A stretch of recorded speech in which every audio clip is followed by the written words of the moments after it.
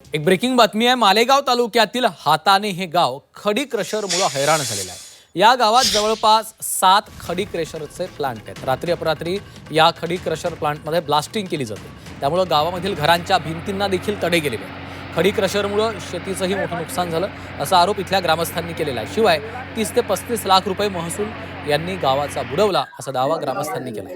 ग्रामपंचायतीनं वारंवार नोटीस बजावून देखील खडी क्रशर मालक त्याला जुमानत नाहीयेत, त्यामुळे गावाचा विकास होण्याऐवजी नुकसानच होतंय असं गावकऱ्यांचं म्हणणं आहे।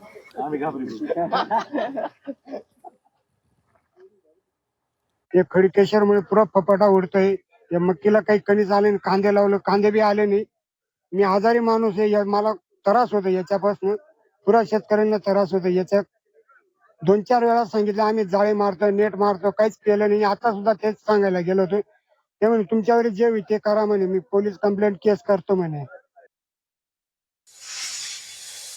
ह्या ज्या खडी क्रशरमुळे हे खडी क्रशर 2018 पासून सुरू आहे, त्या कालांतराने खूप काही ह्या गोष्टी कमी होत्या, पण आता लार्ज त्यांनी जो स्फोट करताय तो स्फोट खूप मोठ्या प्रमाणात होतो।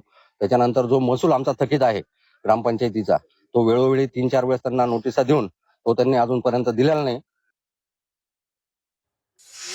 ब्लास्ट होत असा, ब्लास्ट झाल्यानंतर आमच्या परिसरात इतकी दुर्गंधी पसरते आणि पूर्ण धुवा पूर्ण परिसरात जातो। त्याच्यामुळे शेती पिकांचे अतोनात नुकसान होते। दुसरी गोष्ट, त्यांचे जे वाहन चालतात, आमच्या शाळेत लहान लहान जाणारी मुले ते गेल्यामुळे ओव्हरलोड वाहनं चालतात, त्यांची खडी पडते। वारंवार त्यांना सांगूनही ते कोणी आमच्याकडे दक्षता घेत नाही। कुठल्याही प्रकारचं वरून त्यांच्यावर आवरण नाहीये, त्याच्यामुळे त्यांना जे आहे ते खूपच वाईट परिस्थिती आहे।